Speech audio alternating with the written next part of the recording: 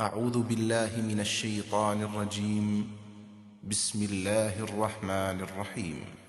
ولقد خلقنا الإنسان من صلصال من حمأ مسنون والجان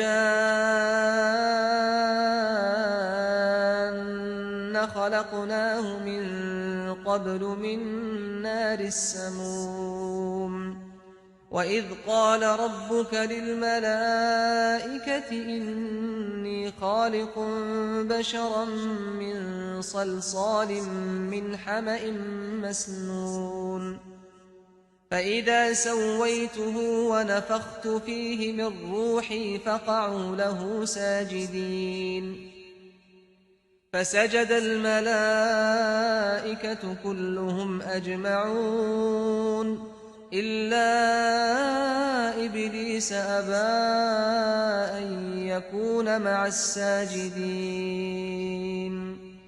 قال يا إبليس ما لك ألا تكون مع الساجدين قال لم أكن لأسجد لبشر خلقته من صلصال من حمأ مسنون قال فاخرج منها فإنك رجيم وإن عليك اللعنة إلى يوم الدين قال رب فأنظرني إلى يوم يبعثون قال فإنك من المنظرين إلى يوم الوقت المعلوم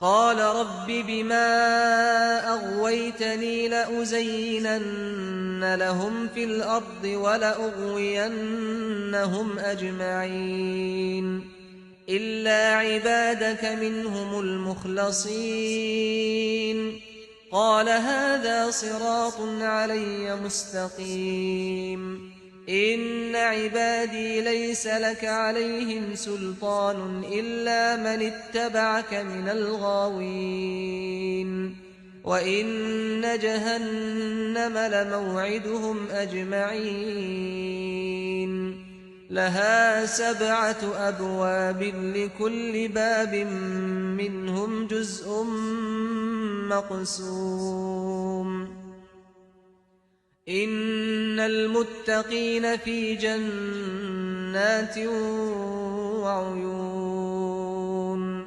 ادخلوها بسلام آمنين ونزعنا ما في صدورهم من غل إخوانا على سرر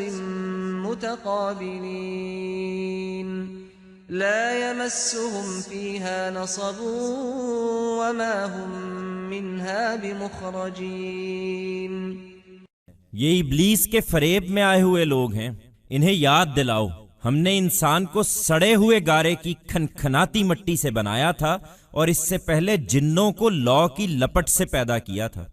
और याद दिलाओ जब तुम्हारे परवरदिगार ने फरिश्तों से कहा था कि मैं सड़े हुए गारे की खनखनाती मिट्टी से एक बशर पैदा कर रहा हूं, सो जब मैं उसको हर लिहाज से दुरुस्त कर लूं और उसमें अपनी रूह में से फूंक दूं तो तुम सब उसके आगे सजदा रेज हो जाना। फिर हुआ ये कि तमाम फरिश्ते सजदे में गिर पड़े और जिन्नात भी, इब्लीस के सिवा।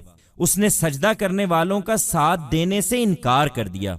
खुदा ने पूछा, ए इब्लीस, तेरा क्या मामला है कि तू सजदा करने वालों में शामिल नहीं हुआ?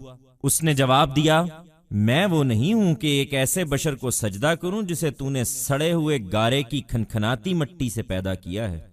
फरमाया, ये बात है तो यहां से निकल जा, इसलिए कि तू रांदाए दरगाह है और तुझ पर रोजे जजा तक लानत है।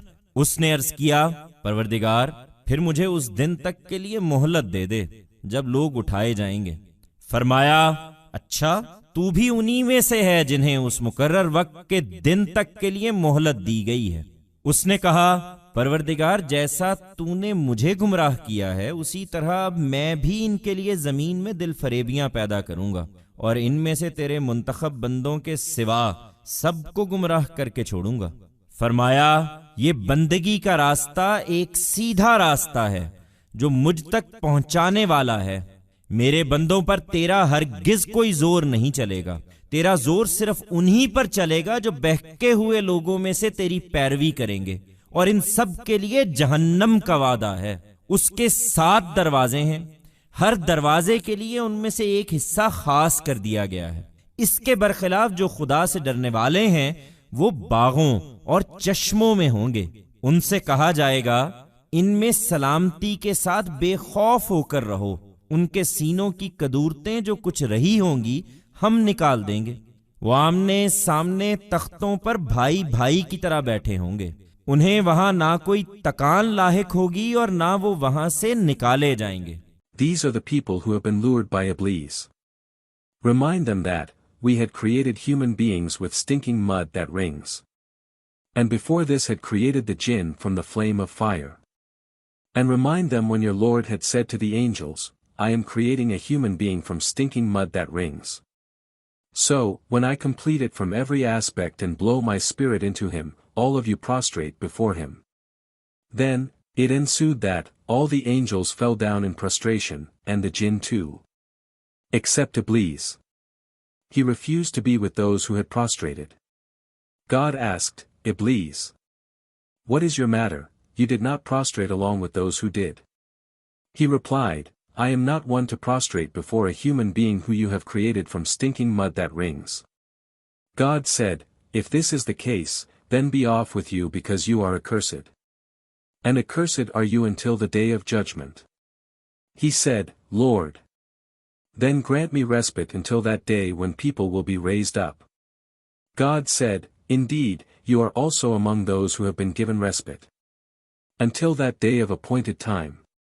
He said, Lord, the way you have led me astray, in a similar way, I shall now also create temptations for them in the land. I shall definitely lead all others astray. And except from your chosen ones among your servants. God said, this path of worship is a straight path that leads to me. You shall have absolutely no power over my servants.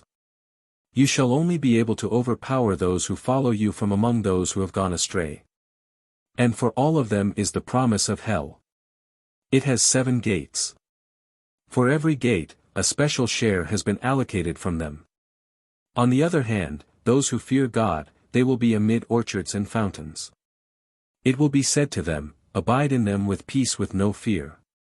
We shall take away the malice that would have been in their hearts.